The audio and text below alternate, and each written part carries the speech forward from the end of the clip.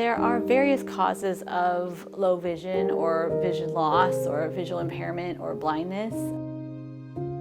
The various causes can be different eye diseases, eye injuries or brain injuries, and or congenital or hereditary conditions. The Sight Center is a place of hope. And we understand this can be a big change in their life.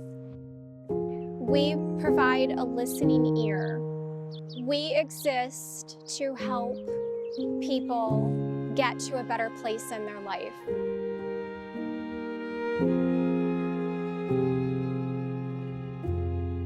The Sight Center, now over 100 years old, is kind of the center place for 20-some counties in Northwest Ohio and Southeast Michigan for people who are experiencing vision loss.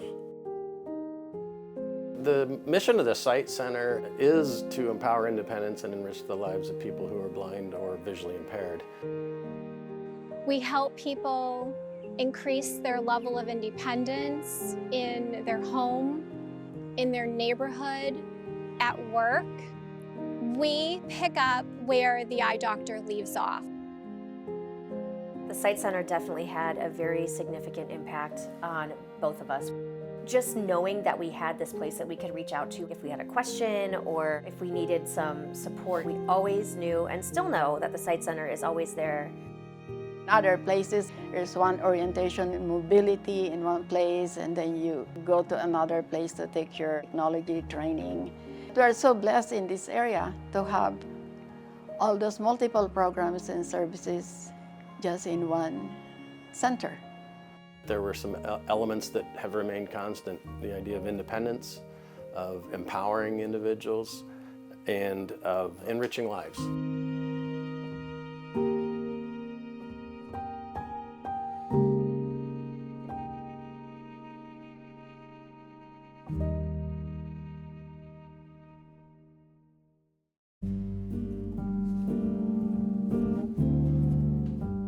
How different cultures have understood blindness and disability has really changed over time. For some, it was considered a sign of evil. For some cultures and time periods, it was considered a sign of special goodness or a gift from God or a belief that someone had higher spiritual powers. Other times, it was a sign of just poverty and laziness and ineptitude. People with blindness were simply considered to be objects of charity, people one had to help. If you were poor, it simply meant that you become a beggar. In the 1830s and 1840s in the United States, lead educators began to argue that blind people could actually be educated. One could be taught to read and write, one could learn history, mathematics, all the other things in life, and that one could be taught a trade so that you'd have an income. Schools for blind children began to develop in about the 1830s, 1840s, and that spread across the U.S. throughout the 19th century. Institutions for blind people also tried to educate employers and to think about what jobs they felt blind people could do. As public schools began to spread, as private schools began to spread, I think ideas about who could do what jobs also began to spread. Throughout the early 20th century, as education began to get more professionalized, for blind students, of course, those students grew up and they began to organize politically and socially. They themselves really pushed for better employment, often using the networks they developed in schools to create businesses, to create social clubs, to flirt, all those kinds of things that people do to make and control their own lives.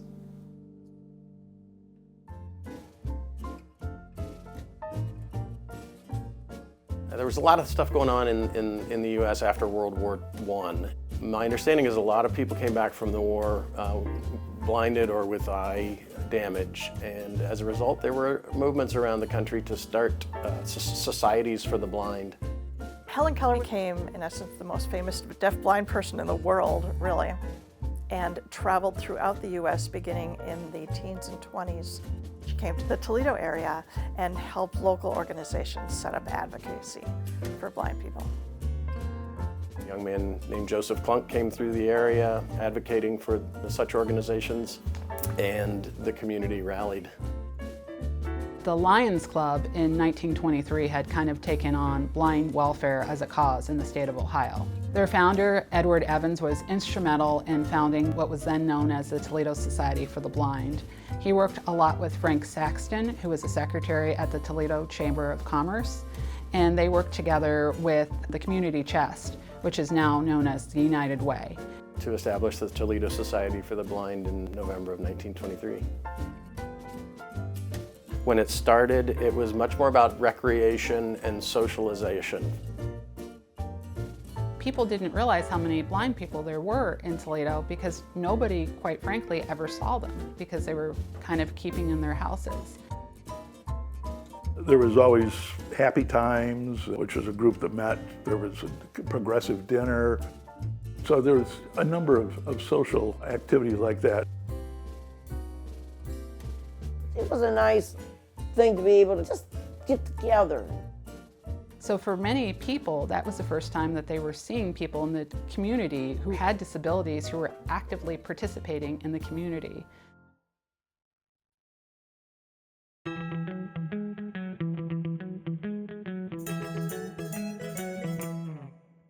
I was first introduced to the Sight Center way back when I was 6 or 7 years old at one of the Sight Center summer camps. It was the very first time I'd been away from home. 1 week was frequently for the kids, and then another week was for the adults. You know, it was very interesting interacting with other people who were blind or visually impaired.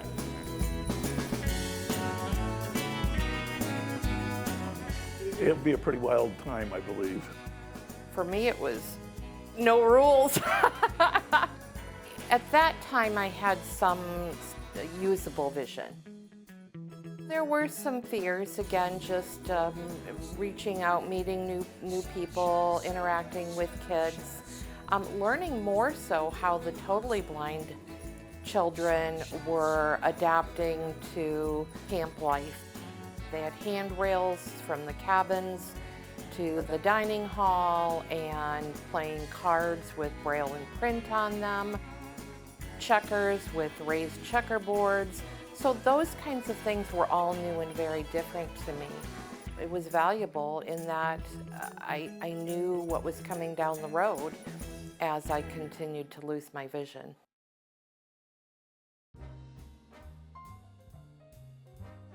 Beginning in our foundation, employment services was another important focus. So around this time, late 1940s, early 1950s, a man named John Gerlich started to become involved with us. He was a very prominent businessman. He would become our board president in 1957 and would be with us in that position for 20 years. So as we sort of outgrew our facility on Michigan, we moved to our location on Canton Avenue. We really had a large expansion of our workshop. People would go there and develop these work skills. The Sheltered Workshop employed people for a number of years. Very noisy place, you know, because it was always busy. I worked on a line. I made 10,000 boxes a day. Just made them, put them on the track, and down it went. I was on jobs that was U-bolts and saddles, and they were in great big, huge bins. And you had to use a rake and pull them down, and you had to put them together. I used to get lots of steel in the tips of my fingers. Everybody's familiar with the, when you get your laundry detergent, it's got that little, the cap drains right back into the thing. We did the prototype for that. We had over 100 people working there at the time, and they were popping these 3 pieces together and shipping them off to Procter & Gamble to put them on their product, and that was pretty interesting. It was disappointing when we had to close the Sheltered Workshop. The reality there was we didn't have all of the people coming up who had been blind from birth. People who had vision and were losing it either were too old and they were retired or other income sources. We kind of merged it with a group called Merit Industries, and all of our workforce went with them.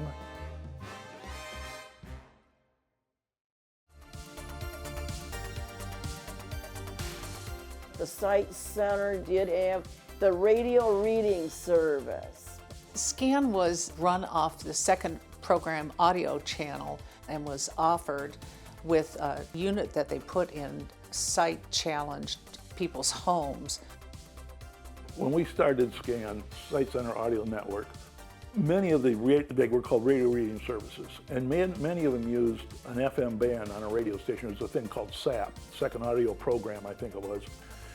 And you had to have a special receiver and you could pick that up. Well, because we were working with WGTE and WBGU, we were actually using a subcarrier on their TV signal. Geographically, we probably had the largest radio reading service in the world. You could hear us in Canada, all over Northwest Ohio. Madge Levinson was our volunteer coordinator.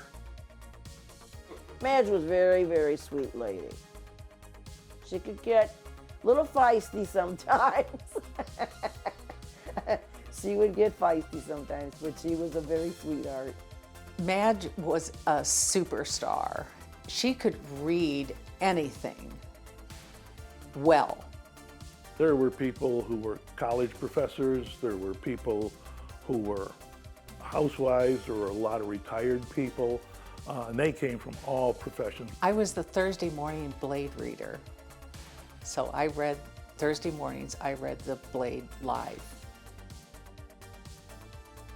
We read the funny papers, we read sports, we read international, national, we read obituaries. And other people throughout the SCAN, they would be reading the Wall Street Journal, magazines, just a plethora of things, a variety of things. Well, I enjoyed it. I think it was important because if you couldn't read the Blade, they'd read it to you. You'd know what was going on in the city. Back then, there were certain magazines that you liked. I think Madge would pick them out, you know, and just read to us.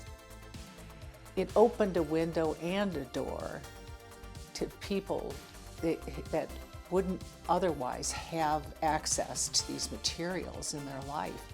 They would have been left out in the dark.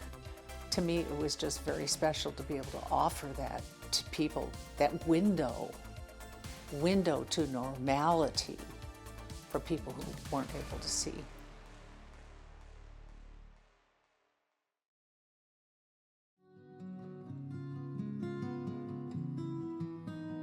In the 1960s, we really begin to see the formalization of what we know as blind rehab. Sometimes the patients have heard that there's like nothing else that can be done for them, and that's a little disheartening, but what we do here is the next step. We're more like rehab facility versus a medical treatment facility. Sometimes patients are not really ready at the beginning to hear that maybe they need to come to a place like the Sight Center to have low vision care. They have to be ready to accept their vision loss and accept that they're going to have to use these tools or these devices or these other kinds of aids or training or services or modifications to do the things that they used to do but can no longer do them the same way visually.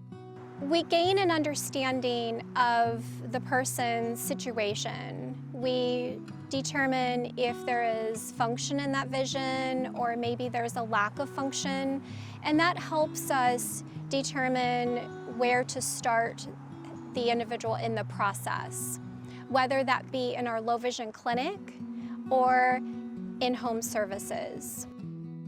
For the clinic, that is for someone who has function in their vision, who their eyeglasses may not be enough and they need a bit more.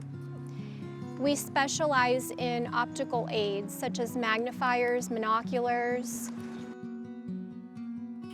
As you learn to accommodate, you gain that self-confidence and you can do many more things. The agency provides many services for people who are blind or visually impaired. Some of the main services currently include the low vision clinic, again, for people who have some usable vision. A person meets with our optometrist, our occupational therapist, and our case manager. And we figure out what types of devices are most appropriate. A rehabilitation professional will go into the home and work one-on-one with that individual. And if you think about all those things that you do, you're cooking, you're matching clothes.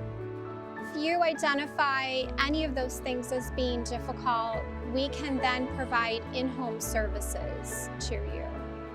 All of the things that we need to do in our daily lives to function, there are adaptive ways of doing that and adaptive equipment to help.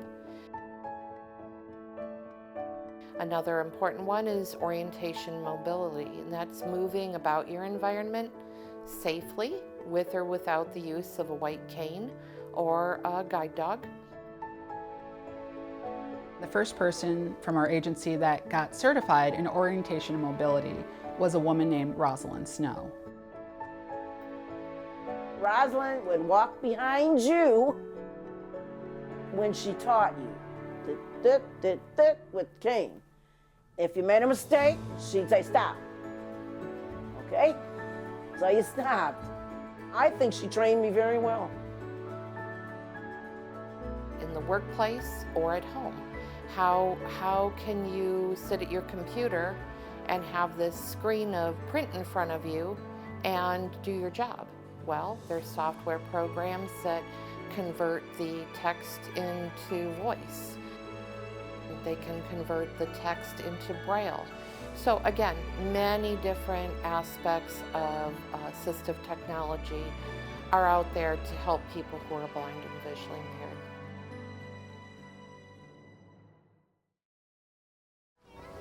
It was quite a blow. Yeah, it was devastating. It was just to us.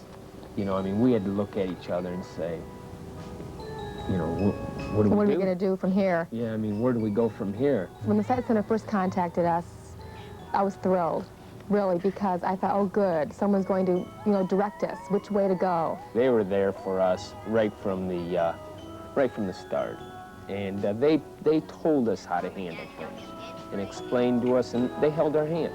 So if the Sight Center hadn't been there, we would have had problems. I really, you know, I believe that. I'd say in a very small way, the Sight Center had a hand in my nuptials. So they have a hand in most of everything, including the development of true love. I think that Sarah and I had a kind of idyllic childhood. We were born totally blind, right? Yes. But our parents didn't know that we were blind until we were 6 months old. We were kind of a shocker. We were twins. We were blind. We don't know where we came from. The stork took us to the wrong house. I don't know. We were raised to be very self-sufficient and independent. And I think part of that is because my parents didn't know any other blind people. They made an agreement right off the bat that they were going to continue raising us as they had before, with guidance from the Sight Center and other places. I mean, were we even a year old yet when they were coming out? I mean, we were very young, and we had a wonderful woman named Cammie who came out to our house, and she really, really helped my parents a lot. I would say my childhood orientation mobility instructor, Dan Zink. Yeah. Also, Mary, she always called herself Mary the Mobility Grinch. So I used to know her last name, but I don't know it now. But those two individuals specifically gave us our really strong foundation for independent travel. We were recalcitrant students. We'd rather be doing something else than walking around the block and learning how to do that. Or standing at quiet street crossings. I can still name all the streets that I learned how to cross when I was in junior high. And they used to have to bribe us 6 successful lessons, and the next one we can go to the mall. And their patience and grace with us. Because of them, I still have the confidence to live life and travel. We're just very lucky that we had such a supportive place that we could always know we could turn to. I'm so glad that you're with me in the dark. I'm so glad you're with me in the light. Oh, God.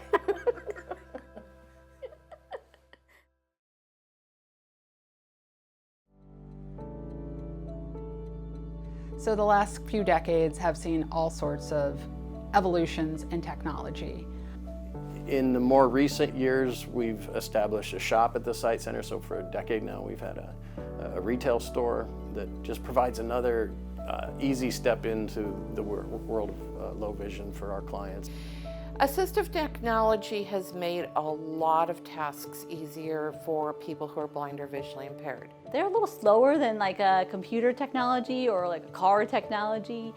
Back in the day, it was like a braille writer that was 12 pounds that we carried around our elementary school. Yep. And then it sort of went to, we learned about like the first Kurzweil scanner, where you could read a print book, it would read it back to you. It had this very strange voice. I can still hear it in my mind. Me too. Scanner moving to top of page.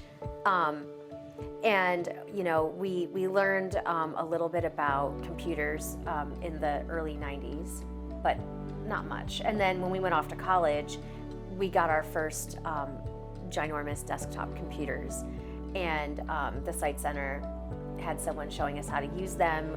Some of the new things that have been exciting currently are all the cell phone features, the voice assistants, and even different apps for cell phones. Things have really changed, but anytime there's any sort of assistive tech changes, I always call the Sight Center. I'm like, help, I need help. I don't know how to use this new thing. And so they've been there ever since the very beginning when we were using clunky braille writers up to learning how to use our iPhones and our iPads back in the day.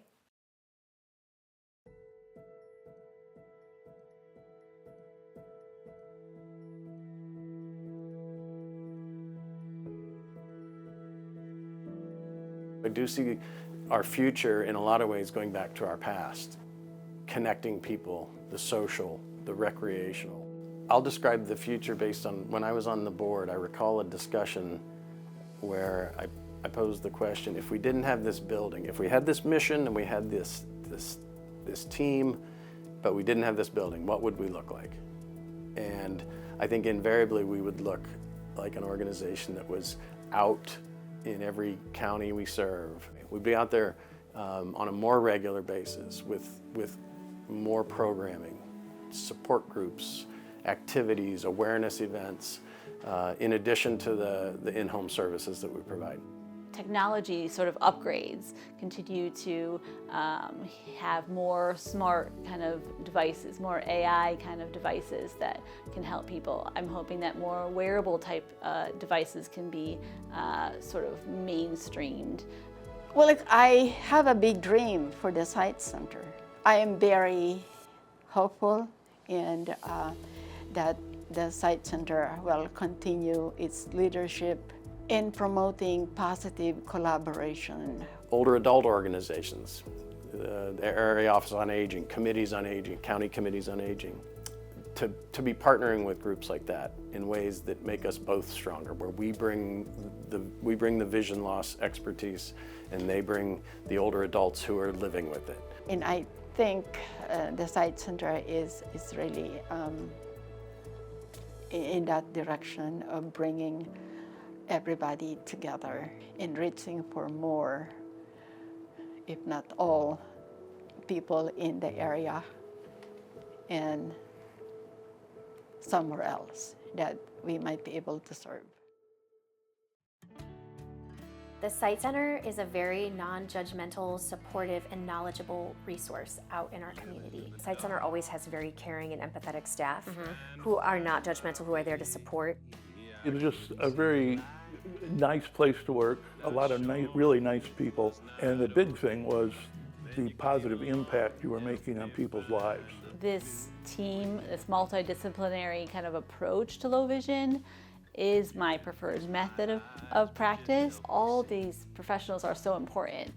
I'm important, the therapists who go in the home are important, the technology trainers are important, the orientation mobility trainers and evaluators are important, the social worker is important. Vision loss for people is not the end of it's the story, it's the next chapter, and there's ways to adapt to it with grace and confidence. If your blanket is short, you learn to bend your knees.